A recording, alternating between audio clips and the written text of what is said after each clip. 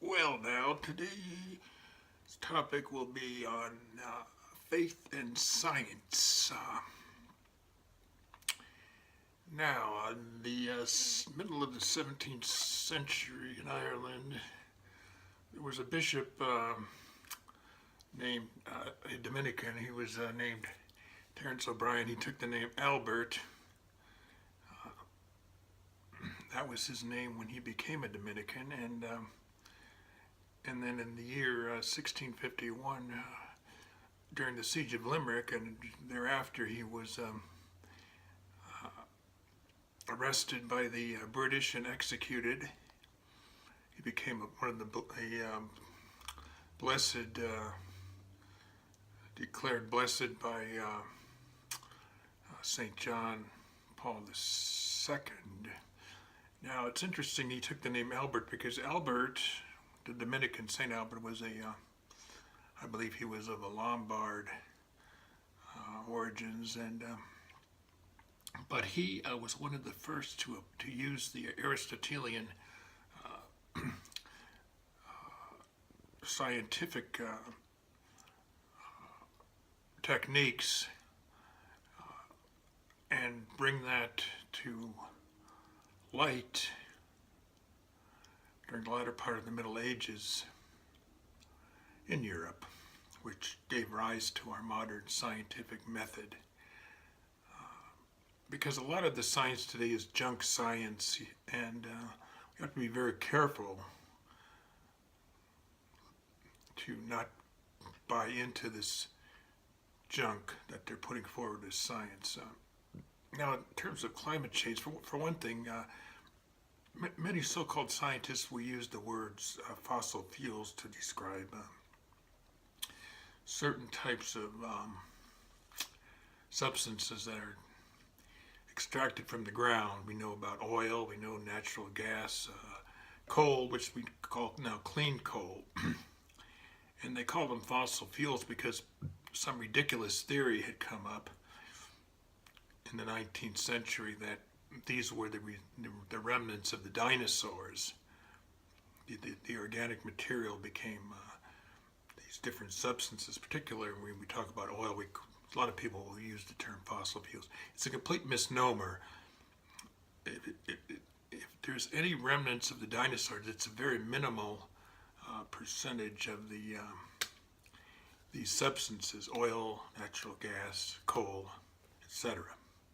Very few of it comes from the dinosaurs. So just disregard that completely, I would think, when people talk about fossil fuels, they really don't know what they're talking about at all. Now, we need to continue on with the tradition of St. Albert and Bishop Terence O'Brien, because that's the truth. It comes from God, and it's the truth. And there's no contradiction at all between truth and science, or between faith and science, because all of it derives from our Creator, who is God. So now, in terms of looking at what's best for the future, well, a lot of these environmentalists, especially the Sierra Club, we know, made a very big mistake. They were actually the head of the Sierra Club was taking money from the natural gas industry because they were putting forth this idea that the transition between oil and so-called renewable energy sources would be the natural gas. Well, we know, see, natural gas is almost all methane, and it's not at all good for the environment. In fact, it has more negative effects in terms of, let's say, assuming we believe that there is some man-made element to this increase in temperatures. Well, the natural gas was actually substantially more detrimental than what we get from oil. You know, the oil drilling, Exxon, whatever, oil drilling was less harmful to the environment, and has a less impact as far as climate change than methane gas does. So it was a complete fraud. Sierra Club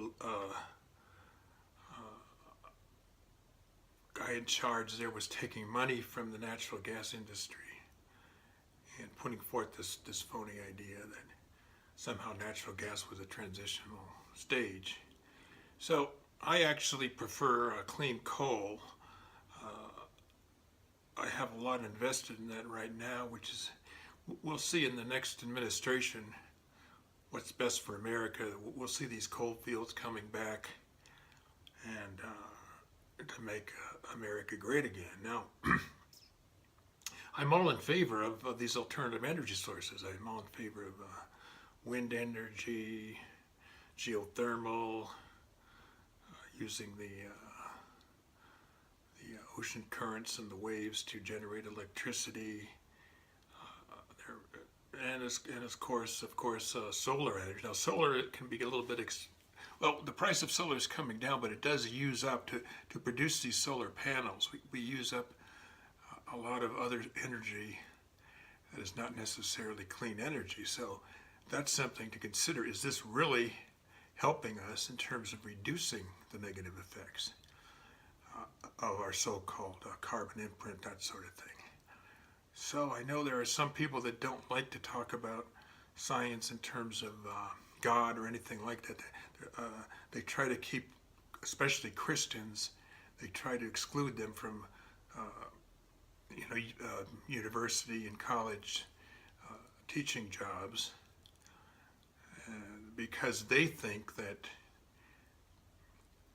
the Christian point of view is not scientific.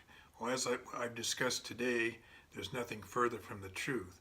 In order to get back to sound scientific methods, sound scientific conclusions, truth, basically, we must also bring in theology and other points of views and not exclude people who are very intelligent and very knowledgeable, not exclude these people just because they are Christians.